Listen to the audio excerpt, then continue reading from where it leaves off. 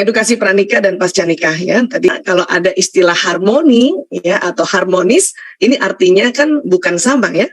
Malah arti harmonis itu sendiri ya artinya kalau di Kamus Besar Bahasa Indonesia bersangkut paut dengan ya itu artinya diartikan juga keselarasan ya dan juga diartikan menghargai perbedaan ya. Sehingga kalau ada istilah hubungan harmonis, ini adalah hubungan yang dijalin dengan penuh kasih sayang, ya, basicnya itu tentu mawaddah warahmah, ya, dan saling memahami, saling menghormati, dan saling mendukung. Karena ada kata saling, itu berarti kan berbeda ya, berbeda. Tapi karena kalau basicnya penuh kasih sayang, insya Allah ya ini nanti akan terus-menerus terjadi ya pembentukan harmonisasi. Tadi saya juga dengar Ibu Wiwi mengatakan ini proses pembelajaran. Betul sekali ya. Dan buat adik-adik yang belum menikah ya, luar biasa pernikahan itu benar-benar indah, benar-benar sangat menyenangkan. Yang penting belajar ya. Nah, jadi inti harmonis itu komunikasi efektif sebetulnya ya. Kalau ditanya lagi komunikasi efektif apa Bu Aisyah? Komunikasi efektif ini kita definisikannya begini aja nih. Ya, apabila dalam komunikasi pesan yang diterima difahami dengan baik dan membuat nyaman. Ya. Tapi tentu dalam berkomunikasi rumah tangga nggak setiap hari juga kita harus selalu nyaman, nggak setiap hari karena ya di dalam kehidupan itu ada berita-berita yang membuat tidak nyaman, berita kesedihan, berita ketakutan, apalagi hari muncul. Ya, tapi paling tidak dalam satu hari lebih banyak komunikasinya membuat nyaman. Dalam seminggu lebih banyak komunikasinya membuat nyaman, paham dan nyaman. Ya, dalam sebulan juga begitu, dalam setahun juga begitu. Ya, sehingga ya inti harmonis ini yaitu komunikasi yang efektif. Ini yang nanti akan membuat rumah tangga kita terjaga mawaddah warahmahnya. Ya. Kalau ditanya komunikasi efektif nanti kan terkendalanya tadi pada perbedaan ya tadi Pak Ramanto juga bilang banyak perbedaan tapi jangan dibesar-besarin perbedaan itu ya jadi perbedaan nanti kita sadari ya jadi bukan dibesar-besarkan tapi disadari apa sih perbedaan suami istri banyak ya ada beberapa faktor pertama ya beda pria dan wanita dan inilah memang ya kehidupan berumah tangga dengan beda pria dan wanita ini yang makin asik sebetulnya makin asik. Bapak Ibu, mohon izin, saya memang sejak 98 sebagai dokter yang menanggulangi banyak penyimpangan, khususnya masalah narkoba. 6 tahun terakhir kami menangani juga masalah penyimpangan yang terjadi ya perubahan orientasi seksual, ya dari orientasi heteroseks ke homoseksual. Ya, jadi pasien-pasien kami adalah gay atau lesbian yang ingin berobat dan bertobat. Mereka mengatakan, ini dari mulut mereka ya, mereka mengatakan bahwa pasangan yang sama jenis itu membosankan. Karena memang Allah menciptakannya Adam dan Hawa, bukan Adam dan Hendra kata mereka gitu. Ya. Jadi memang membosankan. Maka pada saat kita berumah tangga dengan beda jenis kelamin inilah nanti yang akan membuat rumah tangga kita semakin harmonis. Ya. Jadi ini harus difahami nih. Karena propaganda dari komunitas yang ingin ya senantiasa melegalkan pernikahan sejenis, ini kenceng banget ini. Ya, kenceng banget ya, nauzubillah min zalik. Dan kami menyampaikan ini juga berdasarkan ya pesan dari pasien-pasien kami yang terlanjur menjadi korban perubahan orientasi seksual agar ya kita tetap berpegangnya pada pernikahan yang hetero ya, pria dan wanita. Ya. Berikutnya tentu ya dalam pernikahan ada beda usia. Ya, ini juga harus disadari bahwa beda usia sebetulnya ya nggak jadi masalah karena di dalam sirah Rasulullah ada istri Rasulullah bahkan Sayyidah Khadijah radhiyallahu anha ya mempunyai usia yang jauh lebih tua dari Rasulullah SAW. Ada juga nanti contoh yang usia istrinya sangat muda yaitu pada Sayyidah Aisyah radhiyallahu anha. Ada lagi nanti ya berbagai macam usia ya. Yang penting kita sadari bahwa sebetulnya kalau usia ini nggak jadi masalah. Yang penting kita mau belajar ya. Kemudian tentu ada beda watak. Ya, beda watak. Suami istri ini wataknya bertolak belakang. Itulah Allah pertemukan agar saling melengkapi, saling mendukung. Ya. Bahkan ada quotes yang mengatakan mitra yang terbaik adalah mitra yang terbalik. Gitu.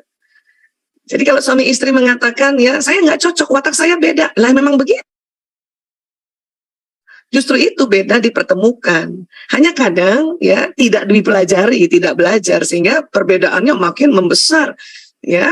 Nah, jadi beda watak. Jadi perlu nih nanti kalau sudah berumah tangga atau sebelum berumah tangga bagus lagi belajar watak ya. Kemudian lagi tentu bakat yang beda. Ada istri yang punya bakat kecerdasan naturalis, lebih senang tanam-tanaman di rumah, bertanam. Suaminya punya kecerdasan ya kinestetik atau bakat kinestetik yang selalu mau bergerak, selalu mau jalan, selalu mau olahraga.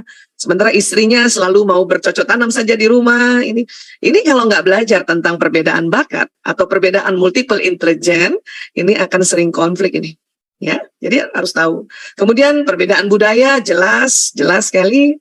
Ya, kami saja suami istri yang sangat beda budayanya. Ya, Pak Rektor, saya izin menyampaikan, saya asli orang Bugis, ayah saya Bugis, ibu saya Palembang. Nah, kemudian suami saya, ibunya Jogja, bapaknya Klaten. Nah, ini kami beda budaya ya, sangat-sangat beda. Tapi itu tadi harus belajar juga budaya masing-masing agar nggak keliru atau nggak ya salah paham ya.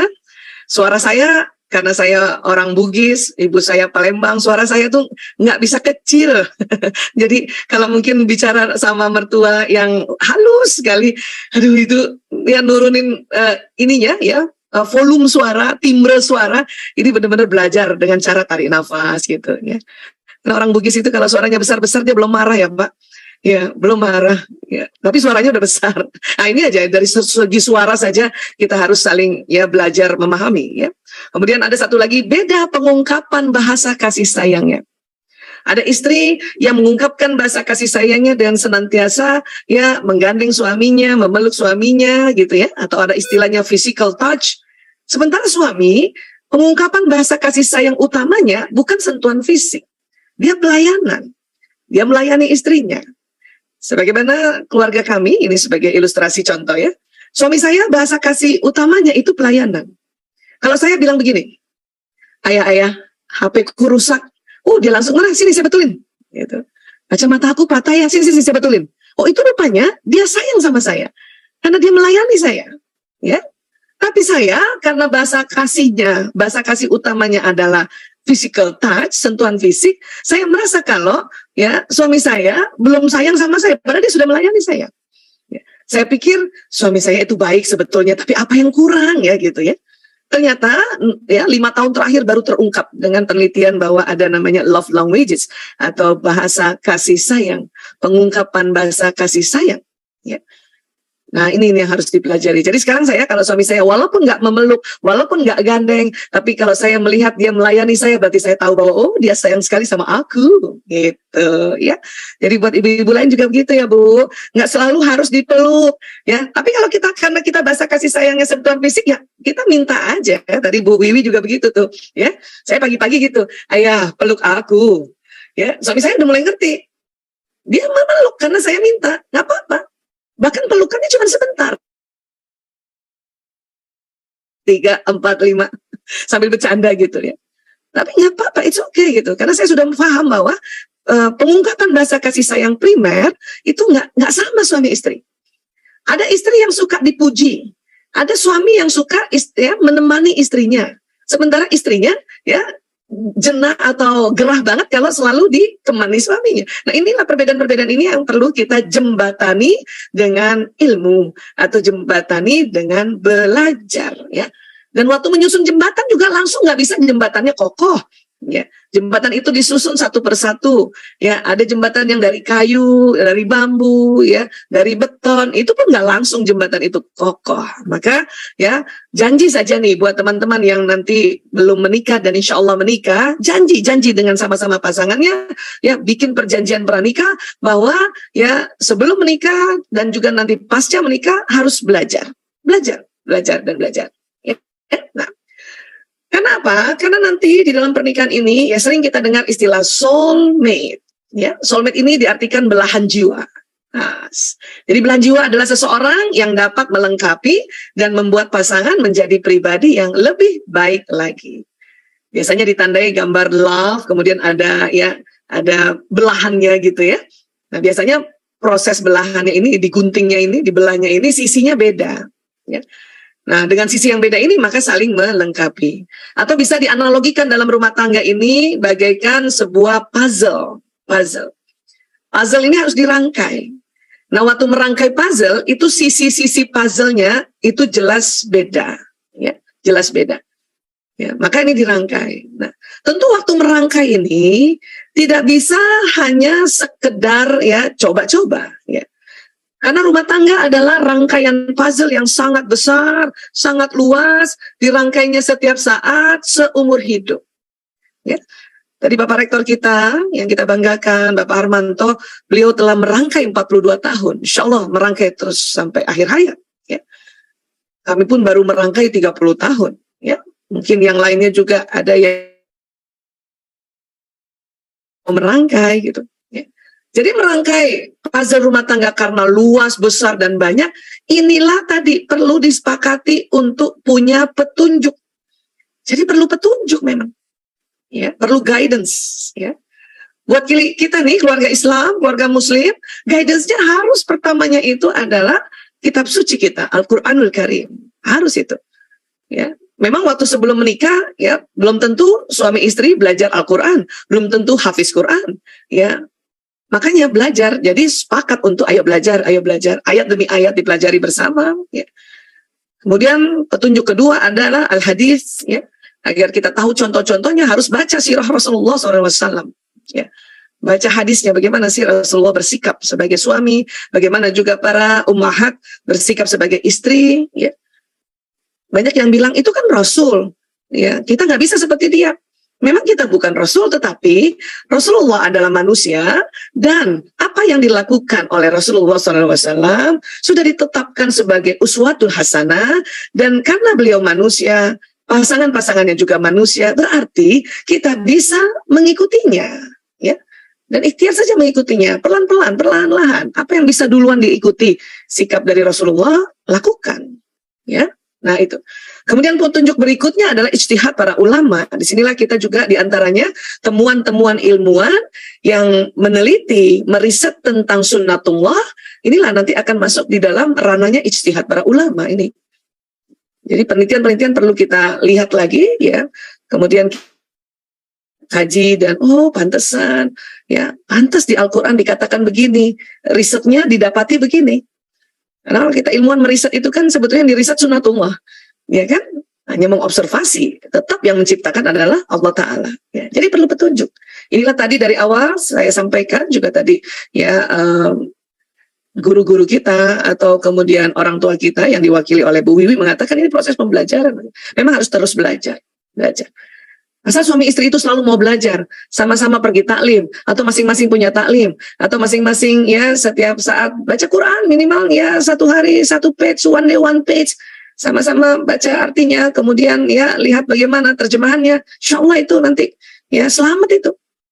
Pokoknya belajar aja terus. Ya, karena nggak mungkin mau menikah harus pinter dulu banget baru mau menikah, lama nanti, telat nanti. Umur 50 tahun baru menikah, telat itu. Ya, apalagi buat perempuan, jangan lama-lama. Karena di dalam proses nanti menikah, salah satu tujuannya ya adalah menghadirkan manusia baru di dunia. Lewat mana? Lewat rahim seorang perempuan. Ada kondisi-kondisi perempuan yang beresiko tinggi kalau hamil dan melahirkannya ya di atas 35 tahun atau 40 tahun ya. Jadi memang kita waktu baru menikah, nih buat adik-adik yang belum menikah, ini belum banyak ilmunya, yang penting belajar aja. Ya, setuju ya? Nah, baik. Apa yang terjadi pada cinta setelah pernikahan? Apa sih yang terjadi? Ya.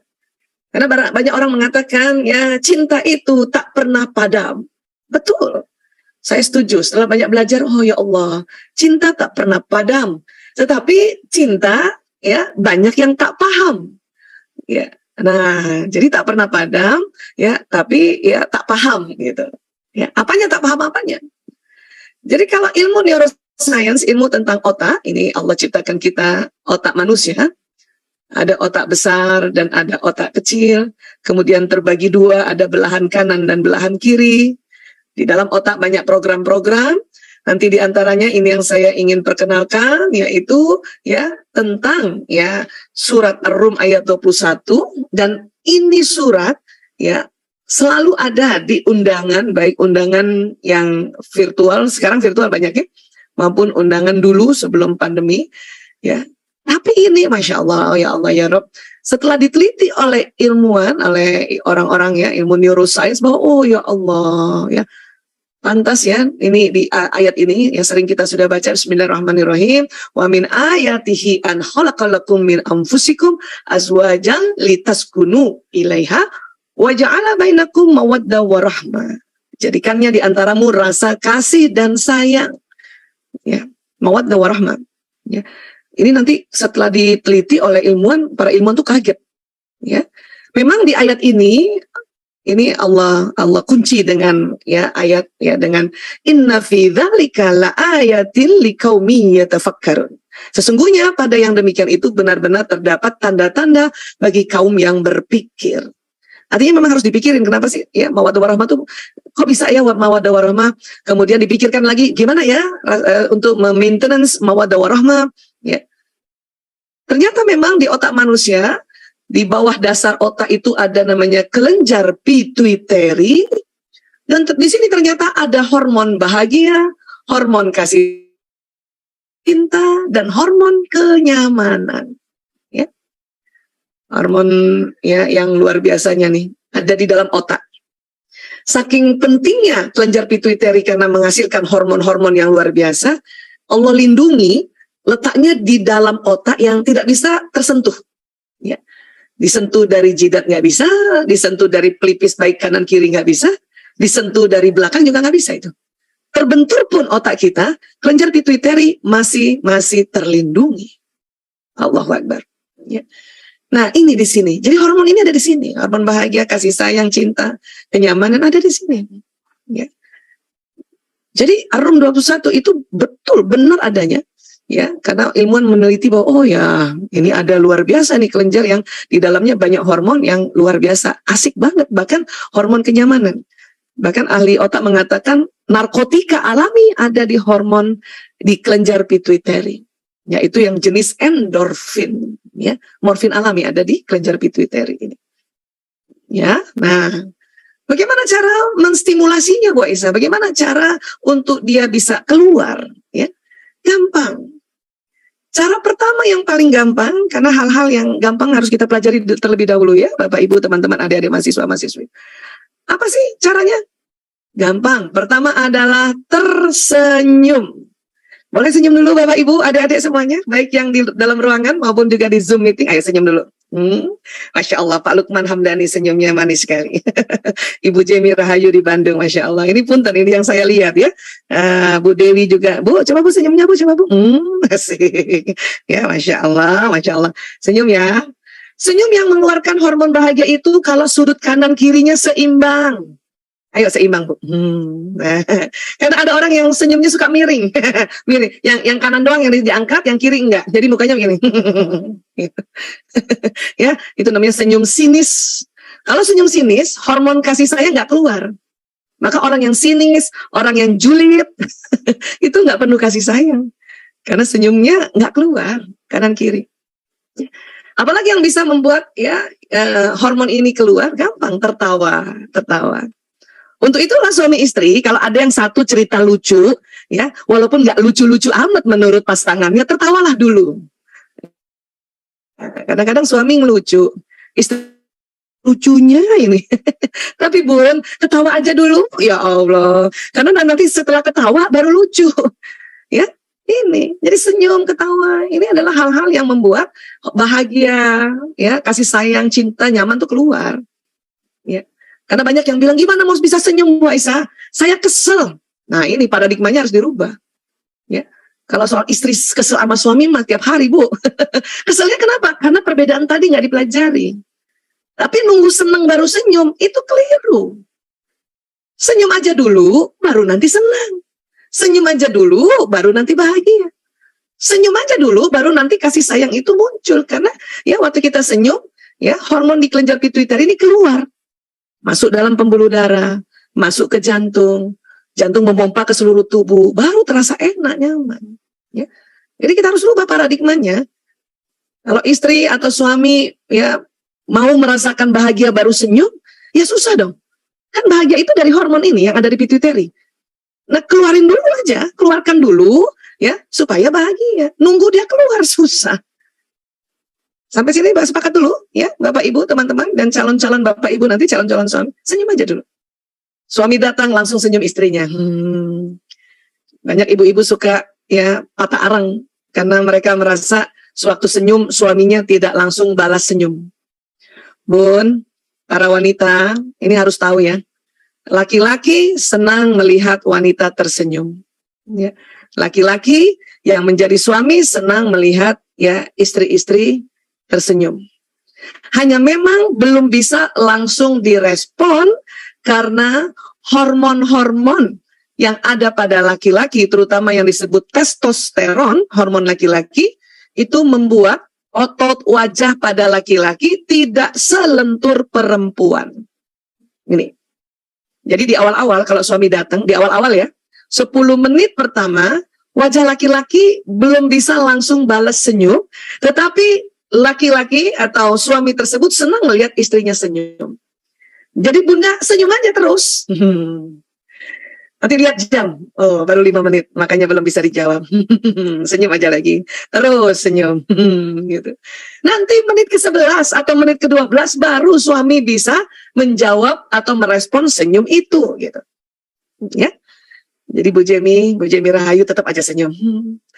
Abi sudah pulang, Ayah sudah pulang.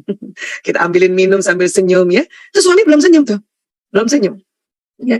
Pak Lukman juga kalau sekarang kan udah senyum karena udah lebih 10 menit ya berada di dalam ruang Zoom ini. Kalau baru datang tuh nggak bisa senyum itu. Iya nggak Pak? Ya, iya. Tapi senang lihat istrinya senyum. Dulu saya keliru karena belum banyak belajar tentang ilmu neuroscience. Walaupun saya waktu menikah ya sudah dokter. Ya, sudah dokter. Suami saya pun dokter, tapi ilmu ini baru 2006 masuk di Indonesia, hasil jurnalnya. Ya. Saya senyum, ngambut suami nggak balas senyum, saya udah 5 menit senyum, dia nggak balas, karena belum tahu bahwa loadingnya laki-laki itu di atas 10 menit, maka di menit ke-7, yang tadinya saya senyum, karena nggak dibalas senyum oleh suami, saya manyun. Gitu. Suami suka heran, kenapa ya tadi istri saya cantik jadi jelek gitu. Ya. Tapi sekarang setelah tahu, pasang senyum terus. Saya nggak mau kalah dengan tetangga di sebelah yang senyum-senyum sama suami orang. Ya, senyum aja, Insya Allah. Ya, nah itu. Kemudian apalagi yang bisa mengeluarkan kelenjar pituitary ya? Ya, ini kita belajar dulu. Dari otak ke badan ada namanya nervous system, sistem saraf. Ya, yang jalan di tulang belakang, nanti dari tulang belakang jalan ke seluruh tubuh. Ya. Sistem saraf ini secara gampang dia kerjanya kita analogikan dengan kabel listrik. Kabel listrik. Apa yang diucapkan jalan, apa yang dilihat jalan, apa yang didengar jalan, apa yang dihidu jalan. Ya, jalan. Maka mengapa dalam Islam kita diminta setiap melakukan hal-hal kebaikan diminta untuk melafazkan basmalah. Bismillahirrahmanirrahim. Dengan nama Allah yang maha pengasih lagi maha penyayang. Kalimat ini akan jalan di sistem saraf kita. Yang pertama sekali dia akan datangi kelenjar pituitary kalimat ini. Karena pituitary ini adalah tempatnya hormon kasih sayang, hormon bahagia. Maka lafaz basmalah bismillahirrahmanirrahim itu mengeluarkan hormon kasih sayang. Masya Allah. Nanti jalan lewat pembuluh darah, pelan-pelan memang responnya tidak langsung cepat. Karena kalau cepat nanti kita menjadi terlalu euforia, pelan-pelan jalannya. Tapi kalau kalimat yang jalan di badan, di sistem saraf cepat. 240 km per jam naik ke atas. Kelenjar pituitary distimulasi, hormon kasih sayang bahagia, ya masuk, nanti masuk jantung, jantung memompa ke seluruh tubuh. Masya Allah. Ya, itu salah satu hikmah mengapa kita disuruh melafazkan basmalah setiap melakukan apapun kebaikan. Masya Allah. Kalimat-kalimat thayyibah lainnya, kalimat-kalimat zikrullah lainnya, apa juga seperti itu, Bu Aisyah? Iya, itu juga sudah diteliti ya. Salah satu penelitiannya di Surabaya, Fakultas Kedokteran Universitas kan? Bapak Agus Mustafa. Ya, itu diteliti. Ya. Terus kalau pakai bahasa kita, bahasa ibu, bahasa Indonesia, atau bahasa Jawa, bahasa Sunda, atau bahasa Bugis, dan sebagainya, ya silakan. Karena apa yang diucapkan jalan. Maka supaya kita keluar lagi hormon bahagia, hormon kasih sayang, maka kita harus meluruskan niat kita lagi. Lafazkan niatan-niatan itu. Ya, karena innamal a'malu binniyat, sesungguhnya amal, aktivitas, ya, perilaku kita ini didahului oleh niat, dan niat itu kan kalimat. Baik secara zahir maupun sir dilafazkan, dia jalan di sistem saraf ini. Ya. Maka sering-sering kita lafazkan juga, ucapkan ya. Ya Allah, saya semakin mencintai suamiku, sebut namanya suaminya, ya, dan anak-anakku karena Allah, karena Engkau ya Allah. Ya. Nah ini jalan nih kalimat ini. Oh itu nanti hormon bahagia keluar dari pituitari masuk ke dalam jantung kita, ya. Apakah ini disampaikan kepada orangnya? Ya, kalau disampaikan bagus, tapi kalau tidak pun kita lafazkan sendiri. Bahkan kadang-kadang misalnya ya seorang istri lagi di tempat tidur, lihat suaminya sudah tertidur, kemudian wajah suaminya dia lihat, ya, kemudian dia lafazkan secara sir dalam hati, ya Allah, inilah suamiku ya Allah, ya, yang Engkau jodohkan padaku ya Allah.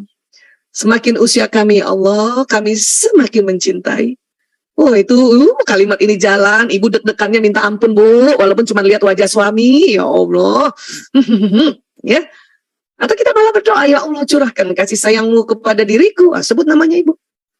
Saya sering tuh Pak, ya. Bahkan sebenarnya hampir tiap malam ya, semakin umur nih, semakin belajar ini, ya, setiap malam, setiap wajah suami saya lihat, ya Allah curahkan kasih sayangmu kepada diriku. Saya sebut nama saya Pak, yang lengkap, Aisyah Temuria, ya, binti Dahlan bin Husain. Saya sampai nama kakek saya. Dengan suamiku, Priyanto bin Sismadi bin Parto Dimulyo. Sampai nama kakek Bapak Ibu kita sebut, ya. Karena suami saya namanya cuma pendek, Priyanto. Kalau nggak disebut nama bapak dan kakeknya, khawatir saya jatuh cinta kepada semua yang namanya Priyanto. Itulah dalam Islam harus disebut nama ayah dan nama kakek. Binnya disebut. Ya. Itu Allahu Akbar. Beberapa menit kemudian, ini kan jalannya cepat nih kalau yang omongan. Itu tuh deg-degan kolbu saya, tuh deg-degan saya punya jantung, ya Allah. Ya. Yang tadinya males mijat, jadi seneng mijat langsung. Saya lihat suami saya pukul-pukul tangannya, dia pegel, langsung otomatis tangan saya memijatnya, gitu. Atau paling tidak mengusapnya, Allahu Akbar. Atau kalau kita pada saat mau menyiapkan kopi kah, teh kah, makanan, sebelum menyiapkan, setelah kita baca basmalah, kita lafazkan sebuah afirmasi penegasan, ya Allah, ya saya buatkan kopi ini untuk suamiku, ya Allah, ya dengan penuh kasih sayang. Itu kalimat udah naik ke atas, nanti jalan ke badan, maka tangan kita waktu ngaduk ya, ngaduk kopi itu lembut, nggak kasar. Ini pentingnya pelafazan, pentingnya meluruskan niat lagi. Begitu juga nanti pada saat sudah punya anak, kita sudah nasihatin anak, besok-besok anak masih juga ya melakukan kegiatan yang kita sudah sepakati, misalnya main gamenya cuman 1 jam, dia bablas 2 jam, ya. Nanti kita kan marah kan gitu ya. Hati-hati kalau kita marah, kesal, nanti yang keluar Twitteri. Ya.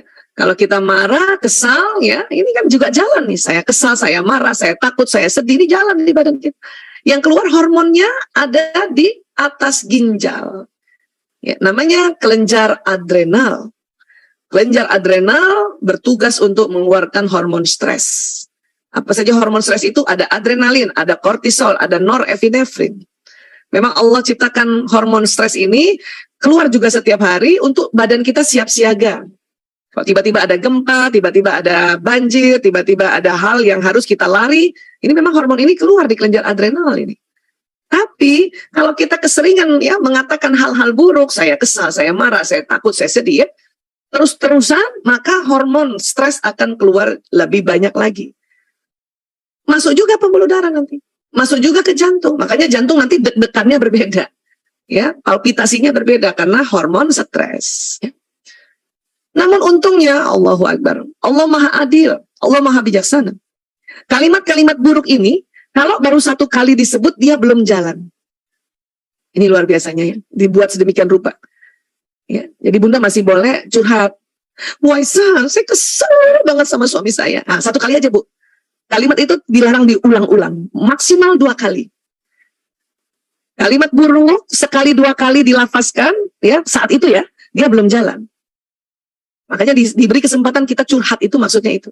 Diberi kesempatan untuk kita menyatakan apa bagian mana yang sakit.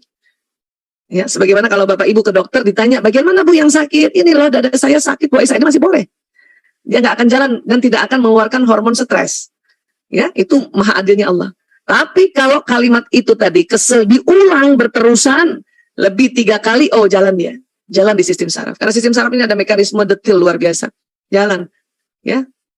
Seseorang yang kesel sama seseorang, ya nyatakan sekali aja. Sekali aja. Kalau terus-terusan malah tambah stres kita menghadapi orang itu. Ya, sampaikan aja kesel. Ya, Bu Aisyah, aduh segimana ya, saya udah terlanjur bilang lebih dari 3 kali. Segera delete. Ya, segera hapus.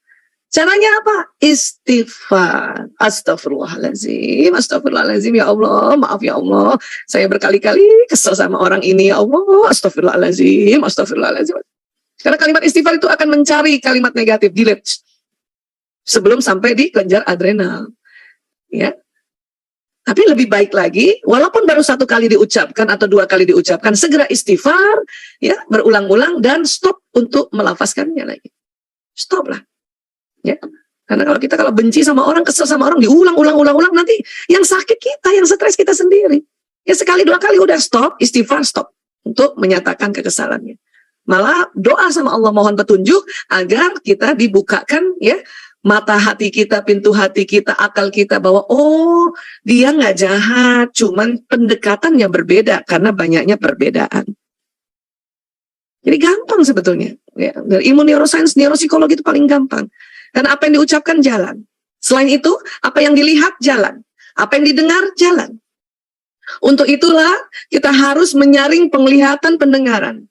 Menyaring penglihatan dari berita-berita buruk, terutama berita-berita rumah tangga yang kacau balau, film-film yang isinya rumah tangga yang kacau balau, mendengarkan berita-berita yang buruk, berita gosip, berita, oh ini kita harus saring itu. Kalau enggak, ya belum terjadi di dalam kehidupan kita, sudah terjadi dalam otak kita, maka kita sudah sakit duluan nanti. Ini yang disebut psikosomatis. Somanya sakit karena psikologisnya. Karena itu tadi mata, telinga, ucapan tidak dijaga. Ya, gampang kan ya? Masya Allah. Ya, nah sekarang, ya.